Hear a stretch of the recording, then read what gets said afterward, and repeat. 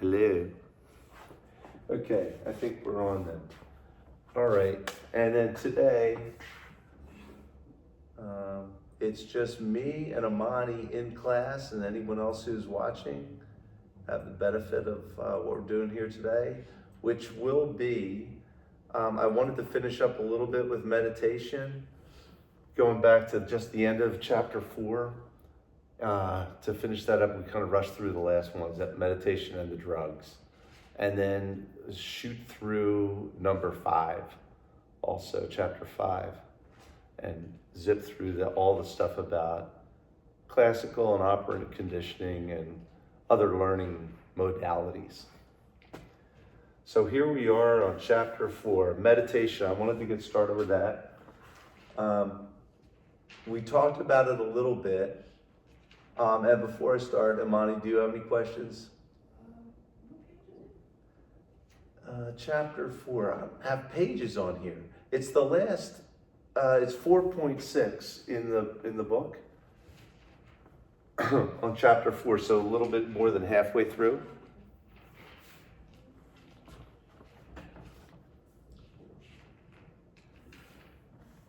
You got it?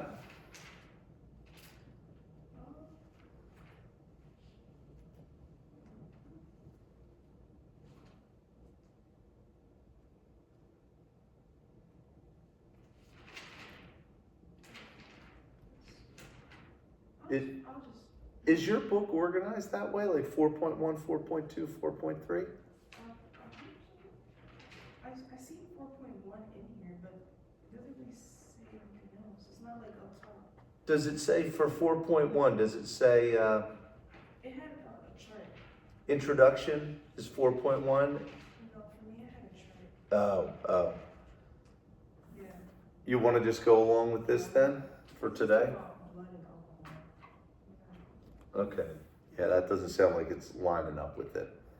All right. So meditation refers to a group of techniques that induce an altered state of focused attention and heightened awareness. So I guess the idea behind meditation is to try and there's various kinds of meditation, but it is a way to focus yourself. It's one of the common definitions is not doing, but being. So you're still and you're attentive to what's going on. There's a lot of historical background to it. Over the years, the millennia, folks have studied it and tried to understand what meditation means and what's best for it. A lot of it, in the last 100 years ago or 200 years, has been studied scientifically about what's the best way to meditate. There's been a lot of discussion about that. Prior to that, most meditation was done in the whole structure of religion. So various religions have different meditation histories to them. And almost every major religion in the world has some meditational component to it. So, and it's frequently associated with the word prayer, to pray to God.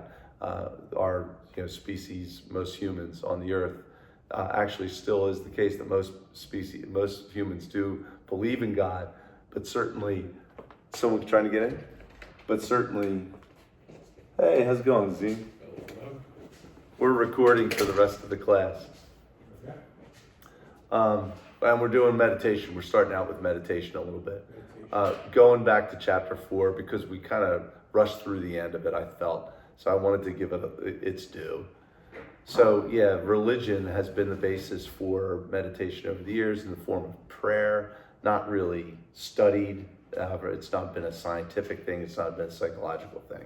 But what we know about meditation today, and I think I told you a little bit about it before, is John Kabat-Zinn really introduced mindfulness-based stress reduction as a way to take care of his oncology, his cancer patients up in Boston.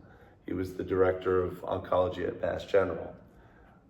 And this format of teaching mindfulness-based stress reduction through meditation has actually been adopted and studied scientifically, and most major medical institutions now do have a division that helps with that. So it helps patients, and that specifically was developed for patients to be able to deal with pain. So they had their pain. When you really examine pain, you really think about it, you meditate with it, you're one with it. It's a vestigial remnant of what our body would used to tell us when we needed to take care of things. You get your thumb crushed under a rock that fell on it, it hurts. And so your body's telling you, take care of that or you're gonna die.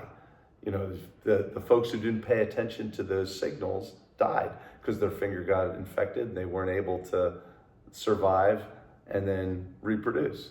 So but today in this environment that we have, we're safe from that and we can get treated for that. So it's not a life and death thing every time that comes along, but we still have these vestigial signals from us, and that includes with cancer. So if you can really listen to what your pain is telling you, as opposed to getting worried and painful. There's a notion in Eastern theology, specifically Zen Buddhism, which is called the second dart. So the first, have either of you heard of this? The second dart. You might hear about the second. It's Zen Buddhism. I know they have the wheel, right? The 8 things on the wheel. Yeah, a wheel of life. Yeah, they have that. This is, I think this is actually not, it's probably related to them somehow, but it's a separate topic for today, where the first dart is like, if you rearrange the furniture in your living room and then you go to bed and you wake up in the middle of the night, you're hungry, you got to get a midnight snack or whatever, and you walk down and you trip over the ottoman that you had moved. You had forgotten you had moved it, and you stub your toe. It was like, you know, this real pain. That's the first dart. And humans experience that. Dogs experience that. Organisms experience pain, and that's your body telling you, yo, you jerk, you stubbed your toe, it hurts, and it hurts for a reason. The second dart is a human thing. Cats and dogs don't do this. That's when it's like, Joe, not only do you hurt now because you sprained your toe, but you stupid jerk, why did you do that? And now, so the second dart is the pain that I suffer from thinking that I'm a jerk for having forgotten that I moved the ottoman there. The second dart. We punish ourselves for mistakes that we make. And sometimes that's fear-based, sometimes that's anger, sadness. And that's what meditation can deal with mostly. It's like, why did I smoke all those years? You know, everyone told me that I was going to get cancer by smoking for the last 3 decades. Why did I do that? And a lot of those second dart pains that we experience as humans can be dealt with through meditation. Be compassionate with yourself. Today, right now, this moment is the only time that you have to live. What you did in the past, yeah, maybe that was not a good decision, but there's nothing you can do about it. Time to move on to now. And don't worry about the future either, by the way. So take all those second dart things and all the pain that you're experiencing away from that. And that's really the notion of meditation that is scientifically experimented with and proven to be effective, and in the medical schools around the country, especially in the United States, but it's spread worldwide. Wherever there's medicine now, there's attention to the mental aspect of it and the emotional aspect of it that brings pain to the patients too. And the true power of meditation from a very scientific and proven way is the fact that there are no side effects that are negative. Whereas if you're bulking up and knocking back opiates to deal with the pain from cancer, for example, you get all the side effects of that. You can become addicted to those also. So meditation, for our purposes in the modern world, that's where we net out on.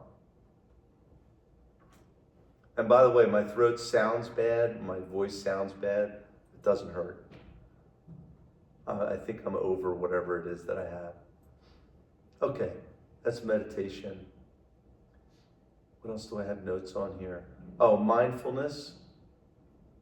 Oh, okay. One note that I had on here, I say mindfulness is the definition of meditation technique that has become increasingly popular in psychological research and clinical practice is a form of open monitoring meditation. Meaning, the idea behind it is to monitor yourself, the meditation. So I'm trying to be in touch with my feelings and my emotions and see them happening. And in the way that I approach it, and I'm not the only one, but the way that I approach it is it's a process of separating myself from that. I'm watching that happen. So I'm experiencing pain, I'm watching it. It's not me, I'm the observer, I'm the witness to that. I'm a witness to my pain, I'm a witness to my thoughts, I'm a witness to my emotions. And objectifying them, as I think they truly should be, because I think they truly are distinct from me, is a method also of making them somehow less important. It's not a permanent thing with me. I'm not always going to be in pain. And I'm not always going to think this thought. I might have a thought that's really depressing. I might be grieving the death of my father. And so I might be thinking about that. I'm not always going to have that thought. I'll be moving on from that too. It is what it is. He passed. It's sad, but I can move on. And the emotions are the same way. I put a note down here, meditation practice, and I think you may have heard of that phrase.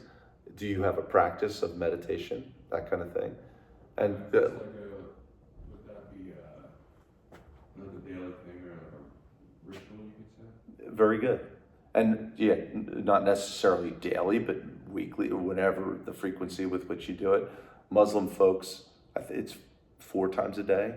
They kneel to the east here or toward Mecca, wherever they happen to be on the globe. So that's their practice, and it's using the word practice the same form that you'd use a legal practice or medical practice. This is what I do. It's my dharma. If you go to Eastern religion, it's my dharma. That's how I live in the world. I choose to live in the world this way by having a meditation practice. Another way to look at that for me, and I know this is a mnemonic for me. It's a way for me to remember, but it also may have something to do with the root of the word. I'm not sure about that. But it's a practice, the idea being that what I'm trying to do is achieve this state of mind 24/7. When I get on the mat in the morning and I actually sit and I breathe and I think and I try to get in touch with my emotions and my mental state, it is a practice for the rest of the day. The ultimate goal being that I can be that way all day. Like when I'm playing basketball, I had a basketball game last night. The best way for me to be is to simply be a tool for the victory. That's the best way to, so I'm there and I'm trying to monitor what's going on with me. I also have 4 brothers on the court with me who I'm trying to stay in touch with the whole time. And then 5 who I need to be empathetic with too, the people, my opponents. So I have to know where all of them are, and I have to some extent predict. I had a steal last night, so we had just taken a shot, and I'm the main rebounder on my team. I'd come under the basket to get the rebound, but it was a 3, so it was a long rebound and went over my head. So it's like, okay, so they get the defensive rebound. I turn to run down court to play defense because now I'm on defense. But I see that it's a big man who got it. So he's looking for his guard. So I look at him and I know what's in my mind when I get a rebound. I'm looking for my guard to get the ball to the guard. So I just stand there and I watch him and I think he's going for, and I see his eye movement and I empathize with him. And then I just put my hand up. I had my hands out and I put my hand up. And it was enough to just deflect it off the backboard. I get the rebound. Now we have the board. I get the ball out to my 3-point shooter. He scores. So it was this effectively like an offensive rebound. Where do you play at? The JCC at City Line in Haverford. It's so strange to be like street ball, or not street ball. You don't do street ball. It's like more. Is it more like organized? This one is an organized league, but it's a bunch of street ball friendly guys. Yeah, whenever I used to play street ball and all that, it'd always be like, no positions, doesn't matter how tall you are, just do whatever you please. Don't even mind passing sometimes, just do whatever you want. These are, it's not, yeah, when you go to the playground and play, Yeah, that's what I'm used to. Only at the playground. I think I made it to the basketball team like once in 8th grade. That's about it. okay, so no formal. But there's great athletes to go out the playground.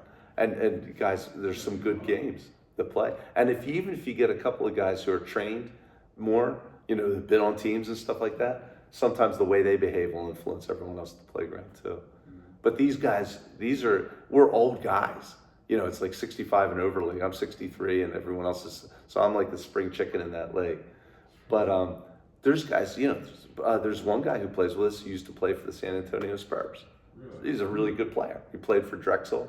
He played for Carver, Michael Anderson. So he knows as much as anyone else about playing basketball. So they do know in that league. In any event, I'm trying to do this when I'm playing basketball. Be aware and just watch what's happening, and always forgetting. I played pretty good defense last night. I didn't shoot the way I usually shot. And what I could have gotten upset with was, I can't believe I missed that shot, or that shot, or that shot. But it doesn't matter. It's behind me. This is sports psychology playing into this. But this is meditation, it's the same thing in life. Because in life, I don't know what you guys did this morning, but I can guarantee you made some mistake somewhere. You forgot somewhere, you said something stupid to someone.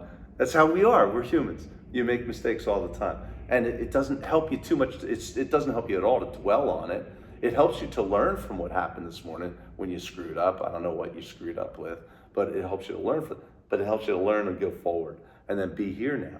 Because this is the only second you have. Right here, the three of us. This is all we have in the world. Nothing else really has meaning. That's a pretty bold and provocative, controversial way to think about the world. And very few people out there are thinking about it this way, that this is the only thing. Because almost everyone out there is saying, what's going on this afternoon? Oh, I can't believe I'm doing that for dinner. I can't, or last night. Why did she say that to me last night? That's what these people are all thinking about. And then if we can get to the point where we're thinking about right now, then we can live the life that we have. Because it's the only life we'll ever have, is right now. So it's practice for when you're not on the mat. Real life, as it were. Meditation can give you a chance to get away from, there's my hero, John Kabat-Zinn, author of Full Catastrophe Living. And then what is my other note here? What is that on? Here, let me close this. It'll give me a better look at this.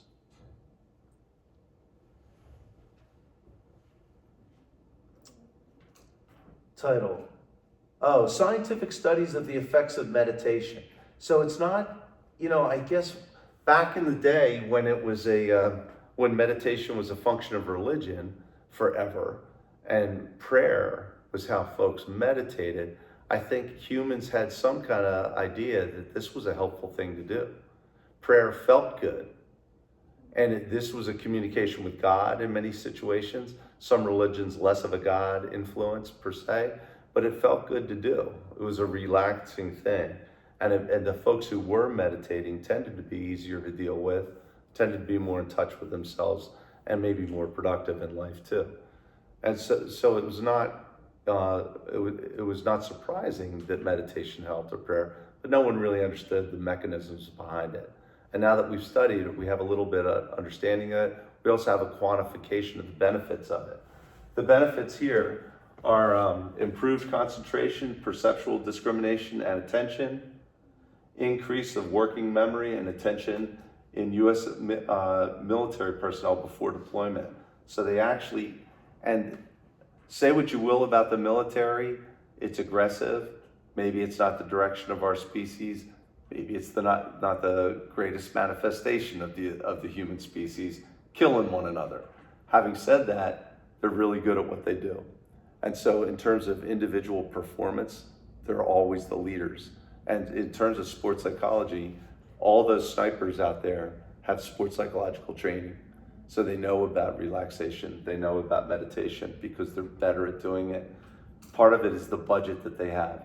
The government spending billions and billions of dollars on one vehicle, one fighter, for example, versus educating all the snipers and how to best treat their body and mind when they're about to shoot somebody. It's just really inexpensive, comparatively speaking, to train people. And so they're really good. The budget is huge for doing that. They could do it. Improve emotional control and well-being, and reduce the symptoms of stress, anxiety, and depression. I don't know why they didn't put in pain management, pain control, because that was really the precursor to all of these. That was the first thing that was really quantified and studied by John Kabat-Zinn. So that's also another one. You can deal with your pain, emotional or physiological. Scientifically shown as a benefit. It actually had some like sports psychology type of thing happen to me not too long ago. Say more. It was, I believe it was a Shadow BJJ back in Texas. It was Brazilian Jiu-Jitsu. And for years, like what I did at first is I've only wrestled. I love wrestling. I love the takedowns. I love scrambling. I love doing a Granby roll, all that stuff. But the problem with Jiu-Jitsu is, you're wrestling.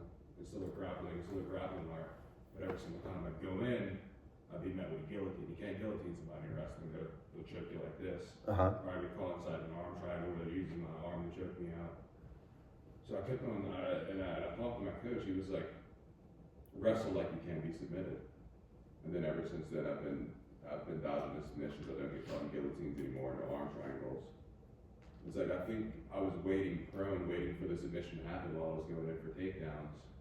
So I would just get myself caught inside of him instead of actively moving because I'm not scared of him anymore. Wrestle as if you can't be submitted. Yes. Wow.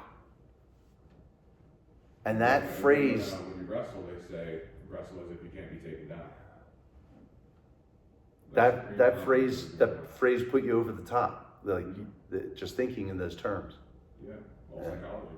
Yeah. My physical stats didn't change or anything. Still the same dude a couple seconds later. Yeah. Mm-hmm.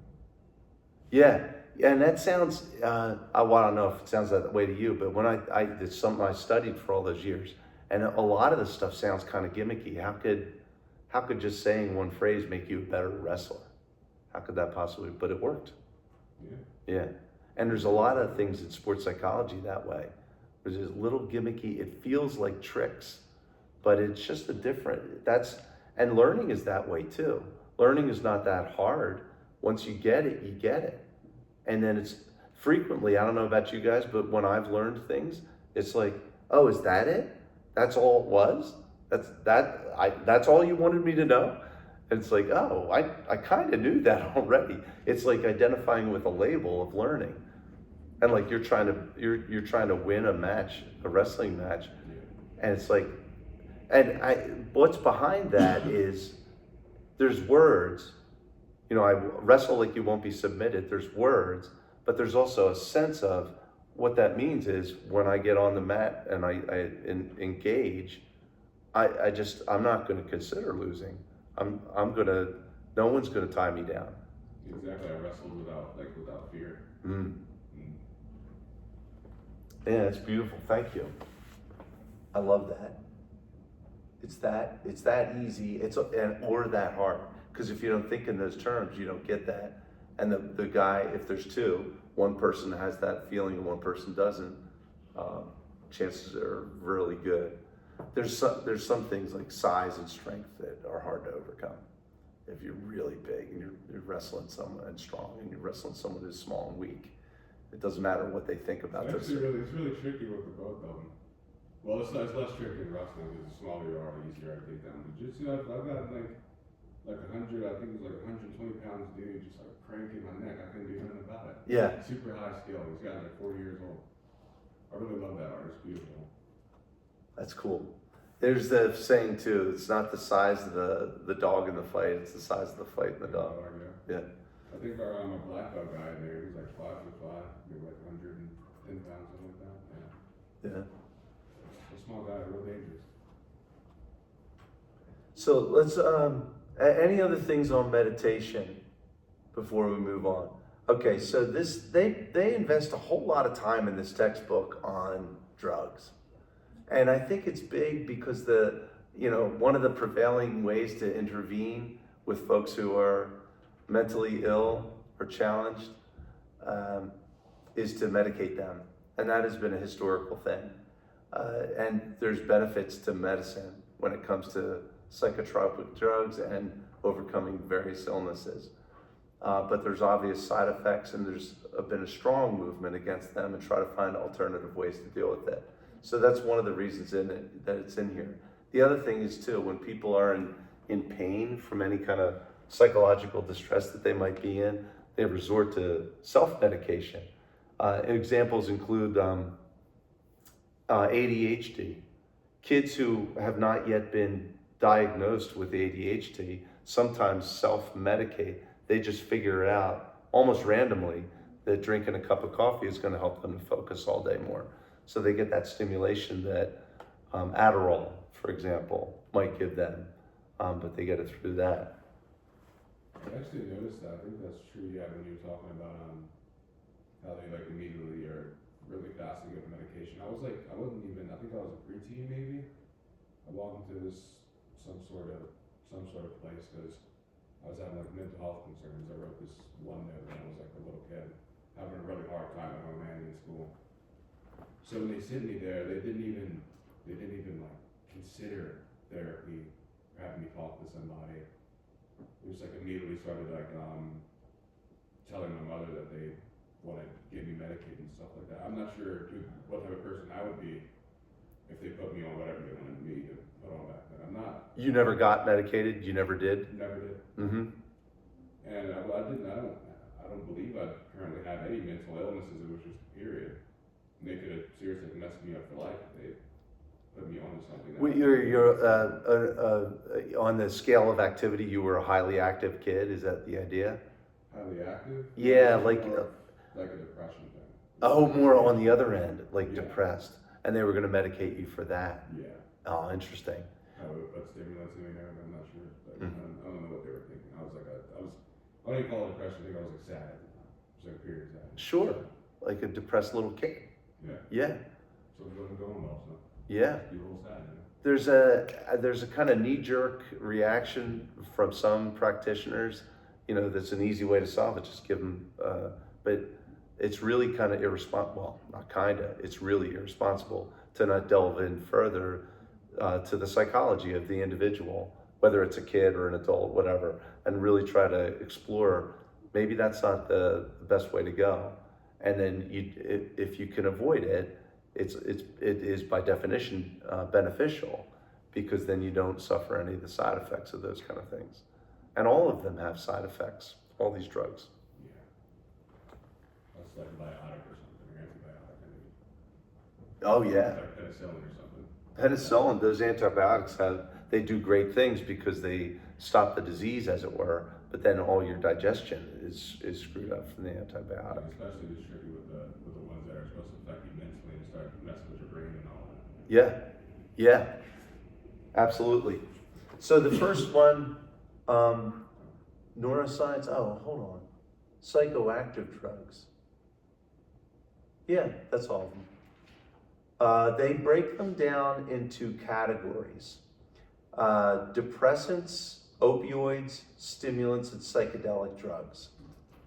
Which is, and we'll go through this chapter that way, because that's one of the things that they do, or this section that way. But I wanted to also introduce another way to categorize these the book does not talk about. And also I wanted to touch on these. Are drugs bad? Oh, we started to talk about this. Positive and negative benefits and side effects. Okay, we kind of ran through that stuff. Addictive drugs. Okay, they include alcohol, cocaine, heroin, nicotine, and the amphetamines.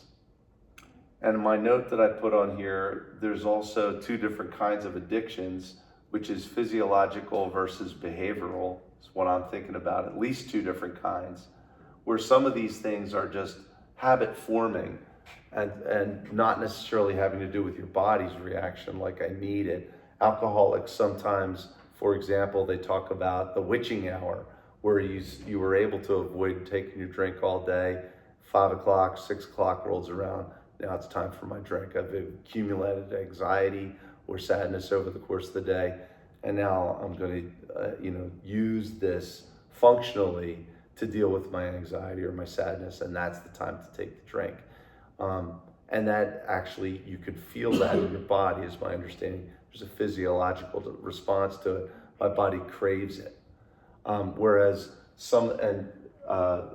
things like smoking, a lot of time that's more behaviorally oriented. Your body doesn't necessarily crave it, but it's something you've done in the past, and it just seems like it's time for a cigarette. And it seems like something that you could just say no to, but your behavioral indicators are so strong that you just pick it up and you smoke that cigarette. At the difference, you kind of lose touch with the fact that it's very likely to cause cancer and have an excruciating, long, ugly death associated with it. Just kind of forgot that. Time to light one up. Seems easy, but it's not easy for the individuals experiencing it. The other thing I wanted to talk about is this rat experiment, which they don't talk about in here. So this one guy or woman, I forget who the researcher was. They're trying to analyze the addiction properties of drugs. And so they did a proper experiment, an experiment, and they put these rats in a box. One box was filled with all these fun rat toys and snacks and buddies. And so they could play with their buddies, the whole thing. And it also had access to an opioid. And then the other box didn't have anything to do, no stimulation, no positive stimulation for the little rat in there. And he was isolated, and he didn't have toys or anything. And he had limited food, not a lot of nice snacks or anything, and had access to opioids. In the test one, this guy was hitting the opioid level over and over and over again. He was bored, and life was hard to live for this rat. And it's always hard with these experiments that are done on animals to translate them to humans. It's not a direct mapping, but in this case, it's shown to be the case that if you can take folks who are suffering from one of various addictions or many simultaneous addictions, and you give them more stimulation, give them more reason to live, it's much easier to wean off of the drugs or cigarettes or any other kind of addiction that you might have by giving them other options.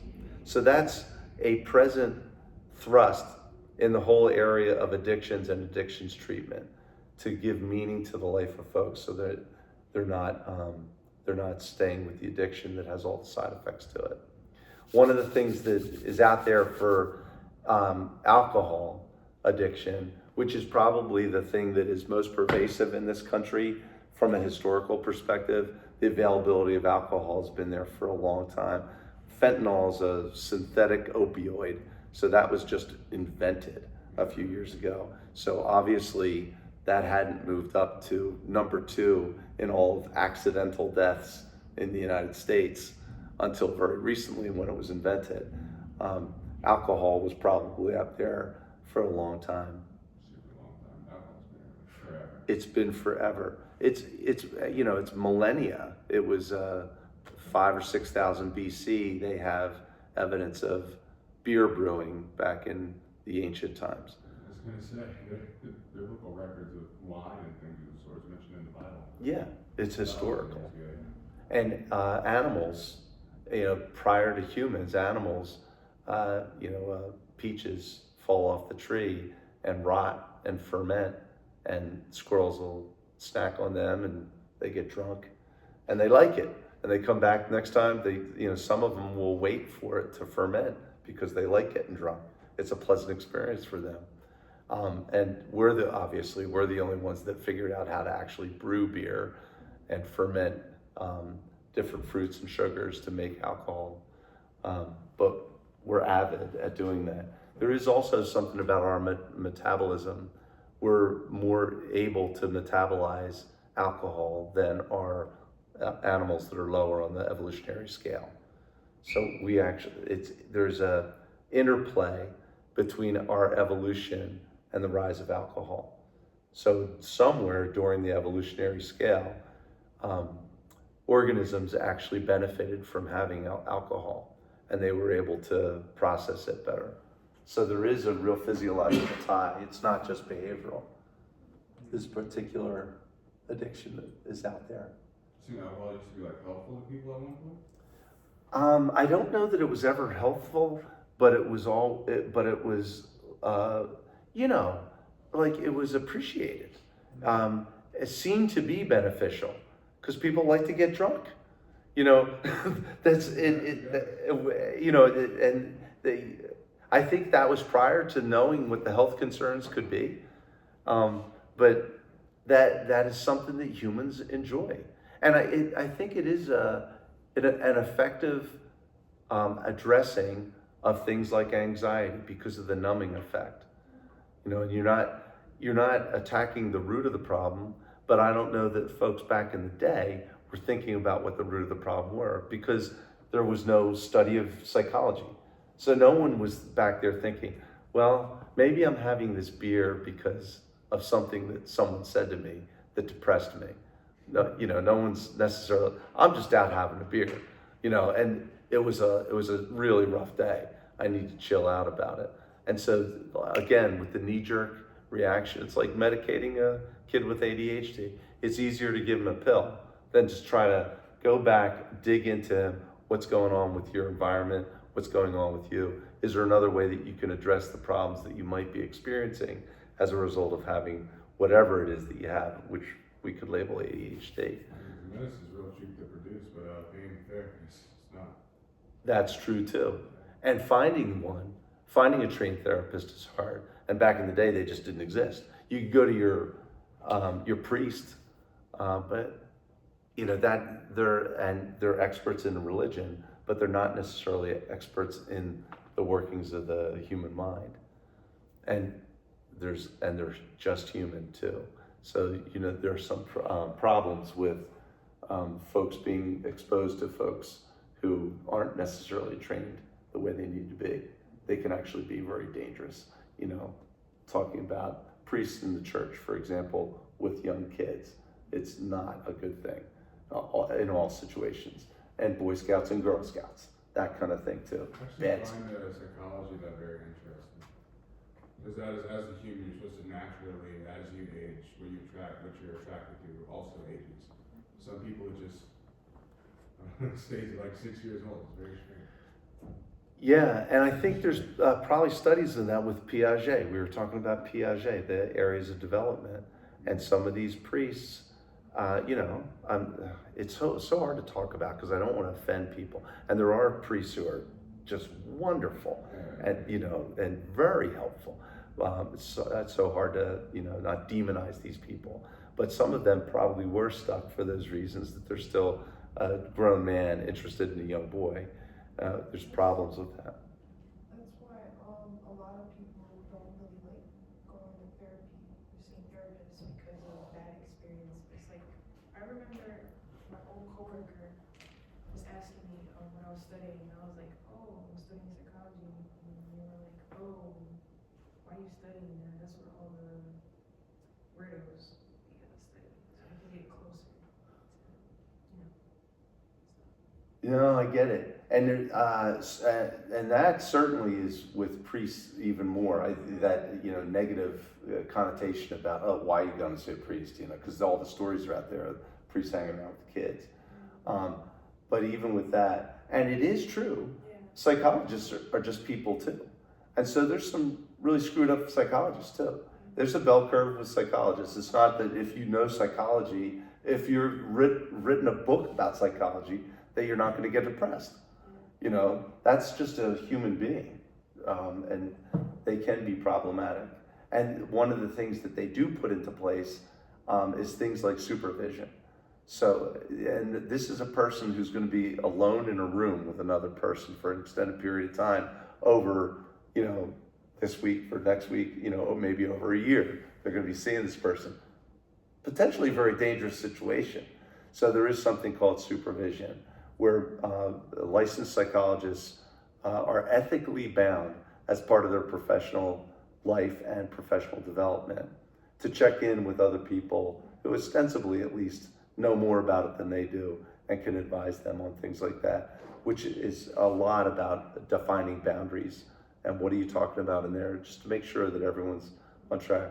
It's not an infallible system, but they saw the potential for danger in that and they installed that as part of the discipline in the profession. Yeah. It's true. I remember when they gave me my therapist, I was like kind of just alone with that guy. Luckily, he was a completely benevolent and normal guy. Yeah. So I wasn't trying to be all weird with me, but yeah, I was definitely alone with that guy for a nice couple of hours. So it's good that they're having like the supervision and stuff like that. Yeah, it's a big potential problem that unfortunately happens. And you have it with personal trainers too. These personal trainers taking advantage of these gymnasts and things like that. It's just easier to put, I study psychology and I'm a therapist in the title because it's easy access to younger children or like people that have really messed up problems, which kind of sucks. But I understand check-in. It's kind of good that they have check-in. It is. And there's some screening that goes on. I had to take child abuse courses to teach this class, even though I don't think I think Liam told me he was 18 years old. I think he's like the youngest guy in the class. That's not a child. I'm also 18. You're 18? Yeah. Yeah, so you're not children. Yeah, no, we're legally adults. You're adults. We're legally But I still had to take this.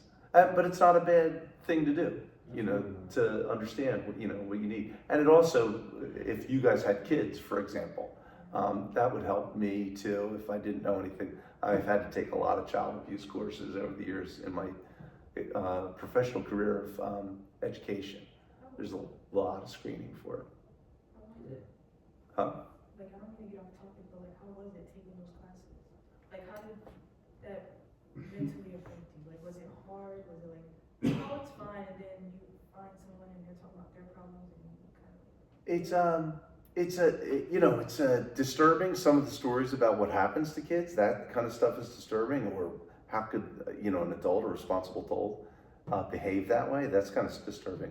But ultimately, I think it's freeing because it gives you, first of all, really a good idea of what your boundaries have to be. And if you step outside those boundaries, you might be going to prison, that kind of thing. So I like rules in that regard, at least for them to be explicitly stated. I know what I can do and what I can't do. The other thing that's really freeing of it is, I guess the thought occurs to me, if I'm teaching a kid and I don't know what to do and I'm afraid for the kid and I want to help, what do I do? So that's the other thing that the child abuse education is good at. Not only what can you do, but what you're mandated to do. I'm a mandated reporter. If I'm walking down the street and I'm privy somehow, I'm just the average citizen, and I'm privy somehow to some person taking advantage of a child or hitting a child or withholding food from a child, which is kind of the worst thing that goes on. It's not my responsibility. You can't put me in jail because I didn't report it, because I'm just an average citizen. It's not assumed that I know all those things. As a teacher, or as a lawyer, or as a medical professional, a doctor, you are a mandated reporter. So if you hear about that kind of thing and you don't report it, then you can go to jail. I mean, there's penalties associated with it. So that's good information to know. I mean, when I hear that, it's like relieving in a way. So now I know how to take care of this kid who's been compromised, and I also know what the penalties are for me if I don't do that. Yeah, so it's good. I was only asking because I wanted to take some classes, and I was just trying to hear from someone else that took the class. To understand more about child abuse, yeah, I think it's good. Are you thinking of going into education? No. No. But I still want to learn it because I wanted to find like a job around like behavioral problems in the future. Well, then you can't avoid it. Let me put it that way. At some point, you're going to have to go through that, get your certifications. Yeah, anyone in the psychological field is going to have to do that. Opioids. I was kind of surprised when I read through this, the way they categorized them. They said stimulants, depressants, hallucinogens, and opioids. And I was thinking opioids certainly must fit into one of those other categories. But I think opioids kind of span them and have a lot of hallucinogenic properties, depressive properties, and stimulative properties. So and I think that's why they gave it its own category, as it were. And I like the sentence here. It tells me about opioids. Opioids produce the powerful effects by mimicking the brain's own natural painkillers called endorphins. Have you guys heard of endorphins?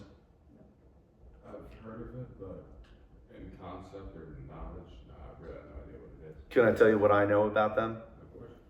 So endorphins are like when you work out and you're running, for example, you get the pain from running, your body produces endorphins. So it's like a natural, it's called the runner's high. And as a matter of fact, when I was at Temple and I got my PhD, my advisor's name is Dr. Michael Sachs. He wrote one of the pioneering works on the runner's high. So it was all about, and this is a direct tie to sports psychology again, because that is a benefit that these marathoners get. They can get out there and it hurts. I've run a marathon. It hurts, when you're running that long and you just want to quit. You don't want to, mile 20. It's like, I got another 6 miles to go. You kidding me? But if you have that endorphin, rushing through your body, it kind of chills you out in terms of the actual pain that you're experiencing. And so that's a big factor that allows you to keep going. Opioids fill that same group. So you can imagine if I'm feeling bad and now I don't have to run 26 miles to get my endorphins, I can just, shoot up some heroin and I can get the same kind of feeling. It's not as good. It's addictive.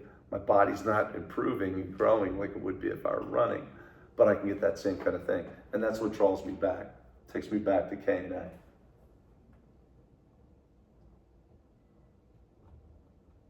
Yeah, so heroin is not the most commonly abused opioid. Now, OxyContin, that's certainly in this country. I'm guessing in Afghanistan, heroin's probably a pretty big deal still. That's where the world's greatest exporter of heroin, as far as I know. And it's probably super cheap over there. But now that OxyContin is around, that's pretty cheap too, and probably cheaper because it doesn't have to be imported. I have a note here, and I don't know if you guys, I do real estate too, so I'm driving all over the town all the time, and I'm still going through. I was in Kensington the other day, and there's folks that are just like standing here like this, and like maybe looking down at their shoe, and the leaners. It's so depressing. And my understanding is they've got about four days to live. Wow. If you're at that stage, your life expectancy is 3 or 4 days. You heard that down in the street as well. Yeah, opioids are probably, they're definitely, it's very insane. We need to find a way to get a hold on all of it, because I remember when I went to the dentist, of course, they have to give you something so you're not screaming in pain. They added wisdom tooth removal. And the effects like something you never felt before. It was like I can't even describe it. Searing pain. Like complete euphoria. Oh, with the drug. Yeah. Yeah. I believe they gave me ketamine, which was supposed to be horse drink. Oh, yeah. Yeah. Yeah. Insanity. Nobody should be using that recreation. I don't understand how you would be able to. Yeah. You're not even controlling yourself. I think I was being stupid like this and telling all the dentists that I love you. It's To the dentist. I was like, I love you so much. Yeah, it was ridiculous.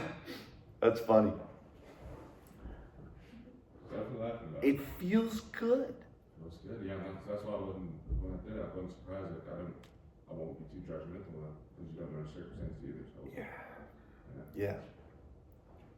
Yeah, I mean, if you could have, it gets to a philosophical thing. If you could have drugs without the side effects, what's so bad about that? It would take you away from a problem could be, it would take you away from your loved ones. All you do is shoot up and feel great. And now I'm not really, but would I be able to take care of myself too? So there's, trade-offs, even if it is not a physiological trade-off. It's a behavioral trade-off. Maybe all I'm going to do is sit in my room and shoot up all day, and I'm going to spend time with my kids or my parents, you know, or making myself a better person. That kind of stuff. It's like, who cares? I feel great, you know. How much great is enough great?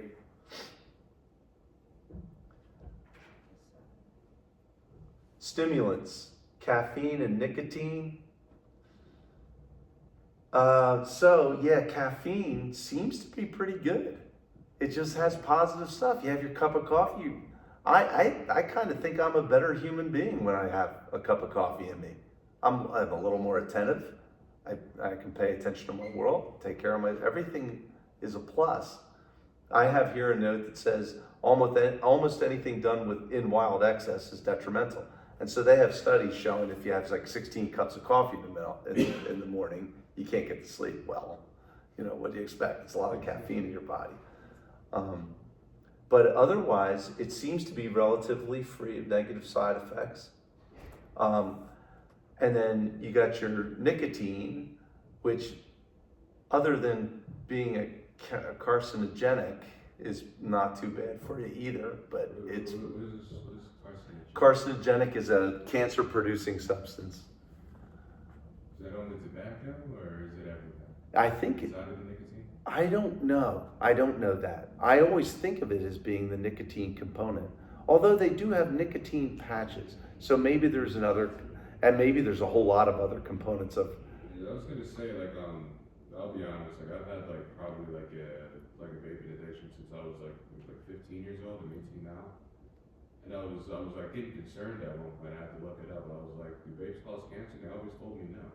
Because it was a tobacco that caused cancer. What's in your vape? Do you know? I know it's vegetable glycerin. It literally can't be healthy. It can't be healthy. But I know it's vegetable glycerin, some sort of flavoring, and then nicotine salts.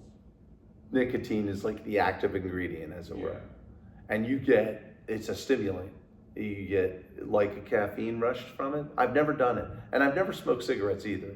I have a mild caffeine. Nicotine now, like the guys who vape in the street, we probably only do it because it's like the physiological addiction. You don't feel anything unless you haven't done it in a really long time.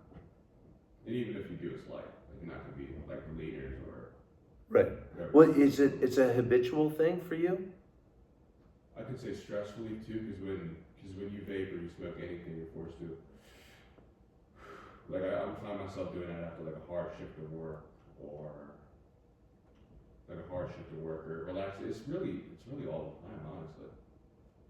But just the breathing is part of it. It feels good to just breathe, take a big breath. Yeah, sometimes I don't have it on there, and you get a similar. So it's forcing you to calm down. That's interesting because I used to work with these surveyors who used to work at night in the cold, and they would smoke cigarettes. Sometimes they said having that just the warmth of it was also a pleasant aspect to the whole smoking experience. So it seems like there's a whole lot of different things that go into driving folks to smoke. You get a little chemical going, you get a little breathing going, you get a little warmth going. It's comforting. The vapes, you have like actual good flavors. I know some people like cigarettes, but not Flavor? not most. But the new vapes, you got all different types of flavors. It's really nice. But My son's buddies all are vaping all the time. yeah. And I'm not so sure that it's I don't know much about it, but I'm not sure that it's that detrimental. It's probably better than smoking cigarettes. Definitely. I believe they said it's like a 95 to 5, like you're 95% more likely, or it's cigarettes are 95% more potent.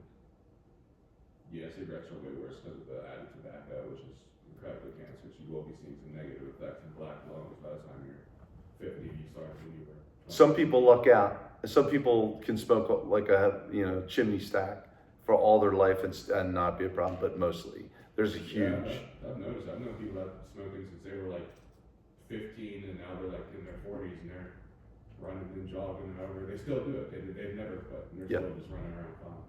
Folks got lucky. The numbers don't lie. It is definitely you have a higher chance. Yeah. I feel like I probably have a higher chance of vaping. It's just like way lower. Yeah. But if you're inhaling something that's foreign and not oxygen, there's something that's like that. Yeah. Then you get into harder stuff. cocaine, for example, it's another form of stimulant. It's just so much more highly concentrated than something like caffeine. So caffeine, I think in small doses, for example, the guys who are cyclists in the Tour de France, they're allowed to have a certain amount of caffeine in the morning, and they all do it. They all max out as much as they can. So even if they're tested, they're okay. And because it's only positive and it only improves performance. So they all do that. Cocaine is just an extreme concentration of stimulant that is super addictive and can be detrimental to you because you can get, your heart can start palpitating and whatnot too, has negative physiological effects. The other thing I wanted to bring in here, also not in the book, has to do with, I don't know, more, yeah, has to do with the history of alcohol in the United States. It has something to do with this too, with regard to the concentrations. When we were a young country in the 1700s and the 1800s, water was a problem. So you could, if you drank water straight from, the pond, you could get microorganisms and get sick from it. So that was one of the reasons why they had beer and wine, because it was in an alcohol environment, and so it was safe to drink. So you had folks who had, for their beverage during the day, they'd have beer. And it was 1% or 2% beer, which was enough to kill the organisms but not get blazing drunk every day. It was just a different way to consume alcohol. And apple cider was a big deal too. So you had 1% or 2%. It was actually healthier because you didn't get sick from it. And that was the most common way to consume alcohol in the early days of the country. Yeah, it sounds like they were honestly, but like 1% or 2% beer. It sounds like they're being very health conscious. It actually is not bad for you. It was being like was a germaphobe. It seemed like they were up for something good. Yeah. And that, what is the beverage that's brewed that it I'm forgetting the name of it now, but it's from the Middle East. It'll come to me later, but it has a certain amount of alcohol. You can go buy it at Whole Foods right now and buy it, and it has like a 1% alcohol level, but it has health. There's also a lot of probiotics in it, and it has health implications to it. So at that level, it wasn't too bad. But then it became, distilled spirits became in vogue in the 1800s. So then you ended up with people with these concentrated levels of alcohol, just like these concentrated levels of stimulants that are in cocaine. And it was easy to get more than you ever needed. And so you had drunk guys, and it just happened to be more males than females in the stories that I read, although there were drunk females too. And that's what drove the prohibition movement in the 20s. So you had folks being concerned because people were laying drunk around and having all the alcohol-related illnesses. And so it was more of a precursor because of with the concentrations. I've heard it postulated that if it had always remained apple cider and beer, they never would have had a prohibition. Yeah, probably not. No reason to. Yep.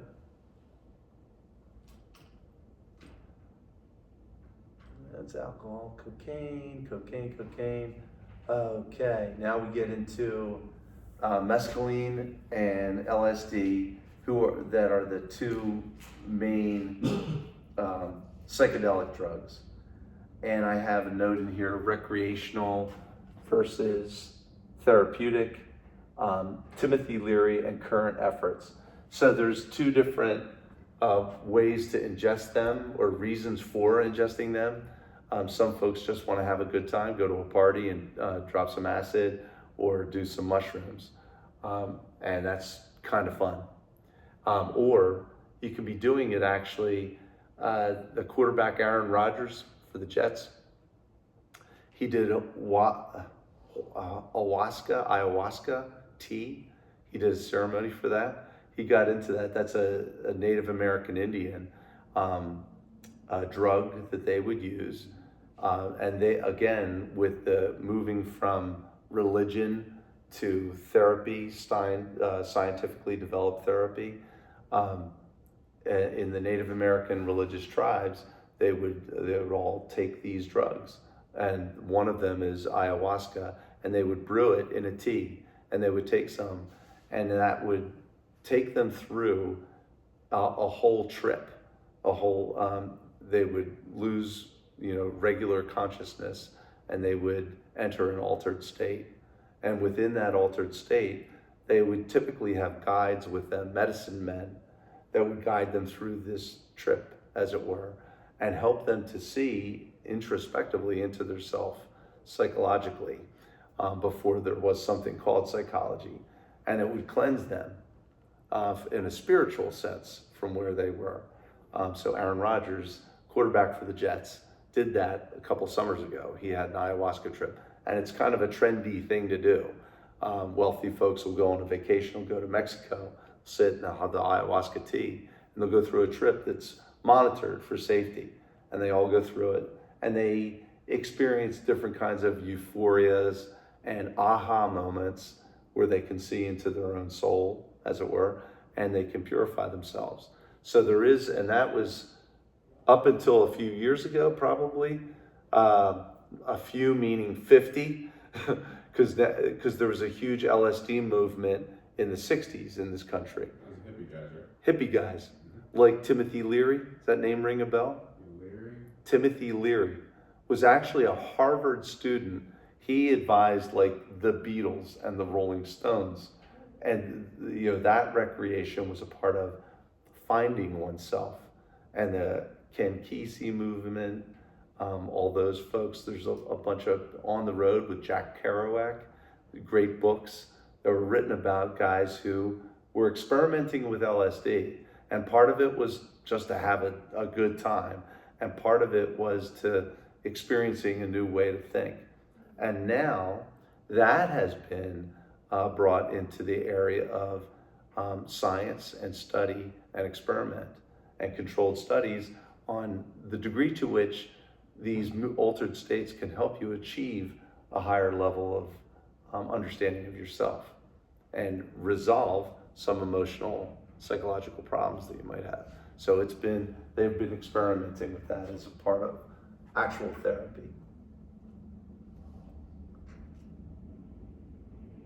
Okay.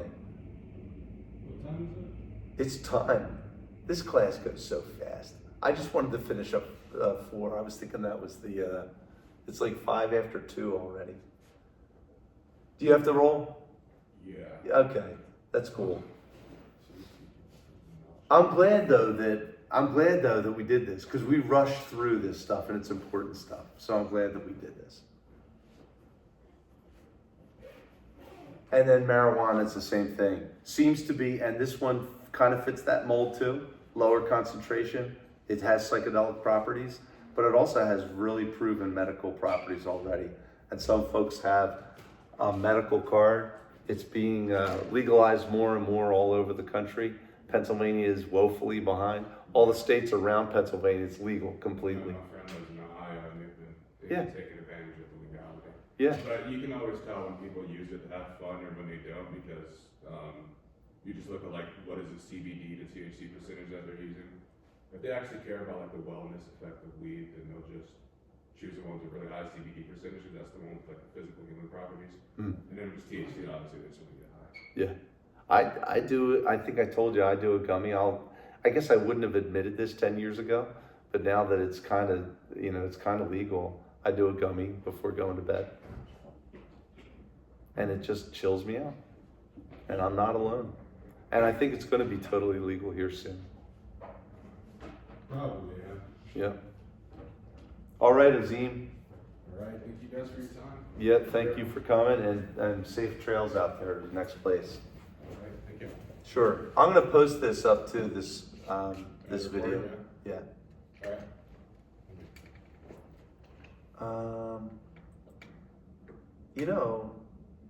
I'm thinking that maybe this is not a bad place to stop then. And then on Monday, we can take it up with chapter 5. Sound good? Interesting. I didn't even know what half-page drugs was. Say again? I didn't know what half-page drugs was till now. I was like, what is that? There's a lot. And I'm surrounded by it every single day, and I just don't know what it is. Like, me stepping outside, half the people do that type of stuff. Now, what are you saying? What did they do? Like, they do the things that I haven't heard of. Like, obviously I know what marijuana is, but the other stuff, I'm like, what is that? Like fentanyl? Not fentanyl, I know what that is, Uh-huh. but the other one. I don't know. LSD or mescaline? Yeah, that. Oh, yeah. There's probably a lot of people out there who are doing it. Yeah, no, that's Yeah. what I'm saying. It's like I'm walking out, I'm like, dang, what's wrong with these people? The whole time they're using substances to get like that. Yeah. I just don't know. The other thing that's going on with LSD now is something called microdosing. Have you heard of that? So the idea was if, you could take a certain amount and get really wasted, total altered state. And what's been happening lately is folks have been examining what happens to people when you just take a little bit. And sometimes you get a little bit and it opens things up for you. You can see more. I have never done LSD, so I have no subjective experience with it. Smoked pot before, and I have a beer or two every once in a while, but never done anything like that. But they say that the microdosing doesn't really alter you so much so that you can't be functional, but it lets you see things differently. It is. I think I might try it sometime. I want to, just to experience it. In a responsible way. I think so. Yeah. That's crazy.